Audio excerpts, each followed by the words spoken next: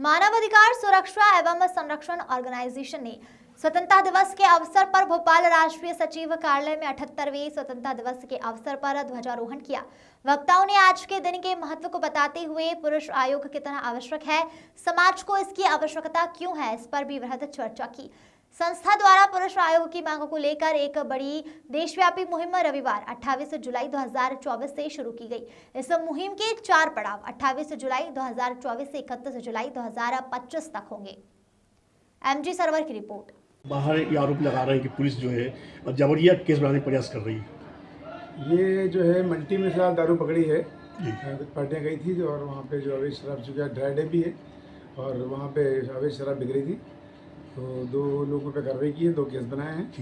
इसी के बचाव में जो है एक पक्ष आया है अभी, जिसमें एक जीत विशोदे हैं जिनका आपराधिक रिकॉर्ड भी है, गुंडा सूची में भी है और उनके द्वारा जो है दबाव थाने में कुछ लोगों को लाके दबाव बनाया जा रहा है कि वो केस वापस लें। उन्होंने कहा कि कोई फोटो जारी किया है, वीडियो उसमें दिखाया कि पुलिस गाड़ी पे बोरी रख के फोटो खींचने का प्रयास कर रही है। नहीं ऐसा नहीं है, वो जो लीगल कार्रवाई है वो की गई है। राष्ट्रीय महामंत्री मानवाधिकार सुरक्षा एवं संरक्षण ऑर्गेनाइजेशन। आज आपने एक प्रेस वार्ता आयोजित की है आप लोगों ने, सर क्या उद्देश्य है आपका? इसका उद्देश्य है कि केंद्र सरकार से हम जो आर्टिकल 15 है जिसमें समानता का अधिकार दिया गया है संविधान में, उसके तहत हम चाहते हैं कि जो आज महिला आयोग जैसे बना हुआ, महिलाओं के लिए 60 से ज़्यादा कानून है, महिलाओं के लिए महिला आयोग बना हुआ है, महिलाओं के लिए महिला मंत्रालय बना हुआ है, महिला विकास मंत्रालय, बहुत सी योजनाएं चलती, लेकिन पुरुषों के लिए ऐसा कुछ भी नहीं है। तो आज पुरुष भी प्रताड़ित हो रहे हैं, तो पुरुषों के लिए भी कानून बनाया जाए, पुरुषों के लिए पुरुष आयोग बनाया जाए। सरकार बार बार समानता की बात कर रही है, बार बार अधिकारों की बात कर रही है, हाँ। फिर क्या विडम्बना है कि आप जैसे लोग मौजूद हैं जो बुद्धिजीवी हैं, फिर सरकार को अब नींद से नहीं जगा पा रहे हैं। अभी क्या है, जो एक सोच में पहले बनी थी, भारत एक पुरुष प्रधान देश है, आज़ादी के समय पुरुष प्रधान देश था, अब पुरुष प्रधान देश नहीं है। अब सरकारों का रुझान महिलाओं का वोट खींचने चक्कर में ज़्यादा रहता है, जिससे महिलाओं के लिए बहुत कानून आए, लेकिन जो प्रताड़ना है वो शायद सरकार तक पहुंच नहीं पा रही है या सरकार उस पर ध्यान नहीं दे रही है, जो भी रीजन हो। लेकिन हमारी सरकार 2 मांगे हैं इसमें। पहली मांग है कि आप पुरुष आयोग बनाइए महिला आयोग की तर्ज पर। दूसरी है कि महिला कानून को और सख्त करिए। अब मुझे कोई एतराज नहीं है, लेकिन महिला कानूनों में एक प्रावधान जोड़िए, यदि कोई महिला किसी पुरुष पर झूठा केस दर्ज करती है और माननीय न्यायालय द्वारा वो झूठा साबित कर दिया जाता है, तो उस महिला को वही सजा मिलनी चाहिए जो पुरुष को सही साबित होने मिलती उसको। तो क्या अभी आरोप लगा रहे हैं कि सरकार सिर्फ महिला को देखकर ये पुरुष पर अत्याचार कर रही है?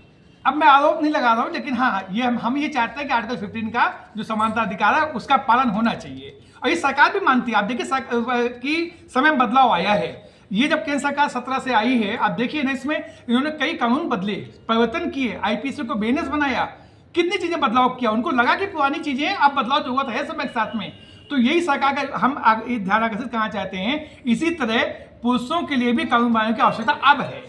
अभी तक सरकार में किन जिम्मेदारों से आपकी चर्चा हो चुकी है? अभी हम लोगों ने मुहिम को 28 जुलाई शुरू किया है, ये पहला चरण चल रहा हमारा है।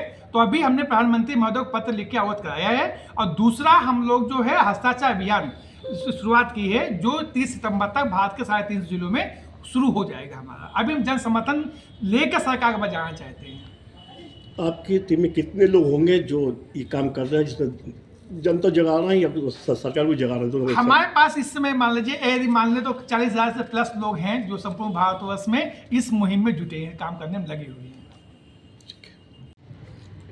मैं सुलक्षणी त्रिपाठी, प्रदेश महिला अध्यक्ष, मानवाधिकार सुरक्षा एवं संरक्षण आयोग से।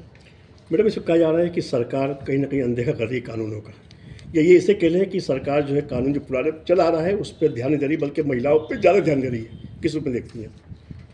सर, पहले जो सिनेरियो था आज बदल गया है। कहीं ना कहीं झूठे आरोप पुरुषों पे लगाए जाते हैं। एक साधारण सा एग्जाम्पल दे दें कि परिवार वालों ने अच्छे से शादी करवाई और जो बहू थी उसको 2 महीने बाद अच्छा नहीं लगा और वो तुरंत अपना बैग उठाई, स्कूटी उठाई और चली गई। चले जाने के बाद अपने मम्मी पापा को जो भी गुड़पुड़ बताया और उसके बाद उल्टे आरोप लगा दिए कि मेरे साथ ऐसा किया वैसा किया, दहेज मांगा। तो कहीं ना कहीं गलत तो हो ही रहा है, सब जानते हैं। अब क्या हुआ, जब रिपोर्ट हुई तो सिर्फ महिला की सुनी गई और सब ये कहते हैं कानून है भाई, कानून के कारण हमें इनकी सुननी पड़ेगी। तो कहीं ना कहीं अनफेयर तो हो रहा है। तो जो निर्दोष है वो अपने आप को निर्दोष साबित कर सके पुरुष, उस चीज़ के लिए इस आयोग को चलाया जाना बहुत अति आवश्यक है। महिलाओं में कितनी महसूस करती हैं कि जागृति लाना, कितने लगता है आपको, कैसे जागृति लाएंगे आप महिलाओं में? हम लोग माउथ पब्लिसिटी करेंगे, लोगों से मिलेंगे, सिग्नेचर हमारा मुहिम चल रहा है, पेपर सिग्नेचर्स लेंगे, प्रधानमंत्री महोदय तक हम पहुंचाएंगे और आज नहीं तो कल सफलता ज़रूर प्राप्त करेंगे। केंद्र से लेकर प्रदेश तक सारी सरकार कहना है कि महिलाएं हमारी बहनें हैं, तो फिर बहनों के लिए सरकार कैसे सोचेगी कि उनका अधिकार काट दिया जाए? सर देखिए, जैसे मैंने कहा, अनफेयर होता आ रहा है, कहीं ना कहीं गलत हो रहा है। किसी भी चीज़ का अगर हम दुरुपयोग करते हैं तो उसको गलत माना जाता है। उस दुरुपयोग से बचने के लिए इस चीज़ को चलाया जा रहा है।